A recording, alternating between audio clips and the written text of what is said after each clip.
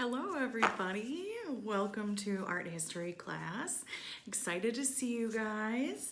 We're gonna go ahead and get started with a few flashcards, and then we're gonna go through our artists, and then we are gonna talk about our artist featured this week, which I think is gonna be really exciting. So go ahead and let me know, what is that one, do you think?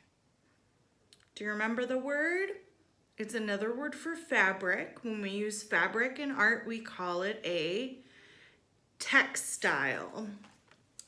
All right, and you should know this one. We use these in school to make necklaces. Beads, good job.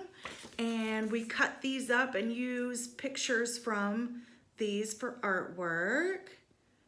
Magazines. And then this one was something that Jean-Michel Basquiat used. Spray paint. Good work, friends. Once we're all back together, we're gonna go through all of the flashcards, and we've accumulated quite a lot of art vocabulary. So I'm excited to do that. So I want you guys to continue to work hard on learning those words. And we're gonna go through all of our artists because we are on our last artist. Since we're getting close to summer, we're gonna switch gears once summer hits. So the artist that we have featured for this week and next week is our very last artist. All right, so this gentleman was from France. He was famous for his water lily paintings. And when we talk about him, we talk about moving really quickly while we're painting and painting outside and quick little strokes. And so when we did one of his paintings, we did it with our fingers, and we talked about how it was like rain or like playing the piano. And his name was Claude Monet. Good work. All right. Then after that, we moved on to an artist who used scissors for his artwork. And so he painted sheets of paper and then cut them into funky shapes. That's what we kept referring to them as, funky shapes. And then he used those funky shapes to make large pieces of art. And his name was Henri Matisse. Good, good. Then after that, we talked about an artist who had crazy hair. And he was very famous for using actresses in his artwork, and he made artwork for famous musicians, and he was most famous for a painting of a Campbell's soup can, which is quite unusual. He liked to use really bright colors, and his name was Andy Warhol. Good work. Then after that, we talked about a man who did comic book styling art. And then we talked a lot about onomatopoeia, right? We talked about knock and pop and splash, and they're all words that sound like what they are, right? And so his name was Roy Lichtenstein. It was a long one. Then after that, we talked about someone who used spray paint in his artwork, and he used a lot of crowns, right? He wanted to show the world he was a king, and he worked very close with Andy Warhol. The two of them were friends, and his name was Jean-Michel Basquiat. Then the last 2 weeks, we've been talking about a woman artist, and she was famous for paintings of flowers. When we talked about her, we talked about how unusual it was that she painted in her car, because she would be out in the desert looking at scenery out there, and then she wanted to keep herself out of the sun, so she would paint in her car. And her name was Georgia O'Keeffe. Good job, friends. All right, that brings us to this week's featured artist, which I think is going to be really exciting. Do you recognize that guy down there? Who is that? That is Mickey Mouse. And who made Mickey Mouse? Walt Disney. He is famous for animation, among many other things like creating giant parks and being an innovator. So animation was where he started though. We're gonna go ahead and read a book called I Am Walt Disney. And it is a little on the long side, so I might cut some parts out, but we're gonna get to the good stuff, okay? I am Walt Disney. And you can see, right, there's a statue of him with Mickey at Disney. What's your happy place? Mine was this small town in Missouri called Marceline. My family moved here when I was 4 years old. I loved the big green fields and weeping willows. There was even a railroad that ran through town. We'd fish in the summer and go sledding in the winter. It was the kind of place where neighbors would help each other. It was how the world was supposed to be. It was also where I saw a play called Peter Pan. Is that a Disney movie? I think it is. Soon after, I played Peter Pan in our school play, and my older brother Roy ran the ropes. No actor was ever more committed to his role. When I was growing up, our town seemed like paradise. And the very best part of that was my whole family was always around. Our uncle was an engineer, and another uncle used to teach me all about plants. And my fancy Aunt Maggie used to bring me great gifts. Aunt Maggie's encouragement changed my life, especially because my dad didn't really support my drawing. See, she brought him a notebook to draw in. She thought he could be a good artist.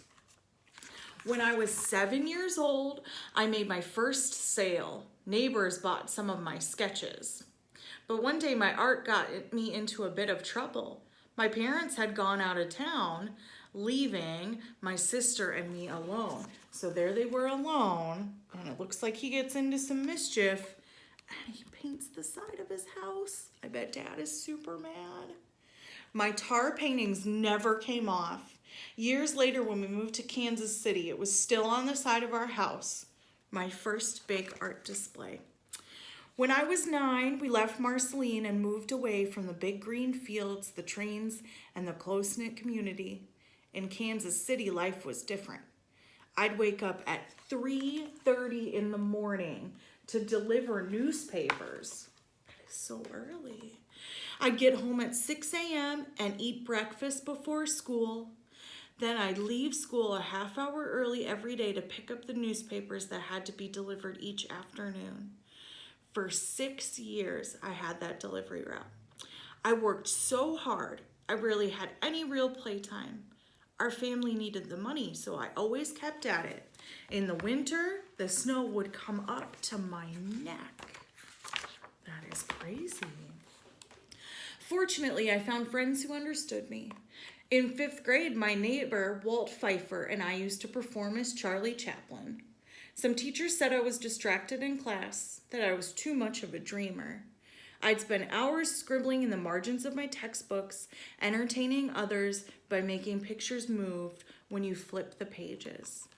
Drawing was my happy place. When someone made a clubhouse, I was the one who decorated it. I even decorated the local barber shop. Eventually, I started working for a company that made the advertisements they show before movies. These ads included something that was just starting back then: animation. Back then, animated cartoons were brand new. I went to the library to learn more, but there was only one book about them. Only one. My first short film were mainly advertisements, but soon I had my own ideas. Looks like a little cartoon there, huh? The film seemed like it would be such a good idea. We started our own company, and it was a total failure. I was 21 years old and so poor I'd sleep in my office and take baths once a week at the train station. So he was not doing well at the beginning. I never let it get me down, determined as ever I moved to California. UB Works came in to help with the animation. Then we took on a new name, Walt Disney Studios. We were on our way to a best creation of all, Mortimer Mouse. Does that sound right? Does it sound like Mortimer Mouse was his name? Mortimer, that's a horrible name. That's what Walt Disney's wife said. She did not like the name Mortimer. And she said, what about Mickey? That's how Mickey Mouse was born, but our first Mickey cartoon didn't sell. He wasn't an immediate success, but we did not give up. All right, we're gonna skip ahead a little bit here to the good stuff. This is the part we know, right? Would anyone watch a movie-length cartoon for almost 2 hours? Would you? You would. I would too. Here we have Snow White and the Seven Dwarfs, Pinocchio, Dumbo, Bambi, Cinderella, and Peter Pan. They would watch those movies. Over time, we made more than movies. On Sunday afternoons, I'd take my daughters to Griffith Park merry-go-round. I started studying amusement parks and historical sites, and our plans quickly grew. Our goal was to build the happiest place on earth. And what did they call it, do you think? Disneyland, I think. Now, I want you to think of your happy place. Got it in your heart? I promise you it will never leave you. It is your own magic kingdom. Our greatest dreams are always a part of us. They nurture us, especially when we nurture them. We can all use some magic in our lives. If you look, it's there. And when you let that magic into your heart, you can fly. I am Walt Disney, and I know that the person who makes dreams come true is you.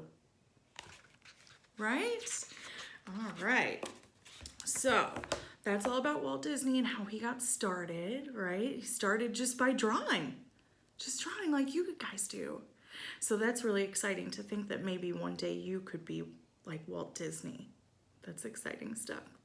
So in the description below this video, there will be a video link so that you can go watch Steamboat Willie, which was one of the first Walt Disney cartoons. So you can check that out. It's all in black and white. There's a little bit of sound, but not much. It's very different from what we see in Disney movies today. So take a look at that, and then we will get started on a Walt Disney themed project next week. But if you guys want to start thinking of what your happy place is and working on some artwork sketches for that, I would love to see that. So work on drawing or painting or creating out of clay, right? Your happy place. All right, bye friends. Have a good week.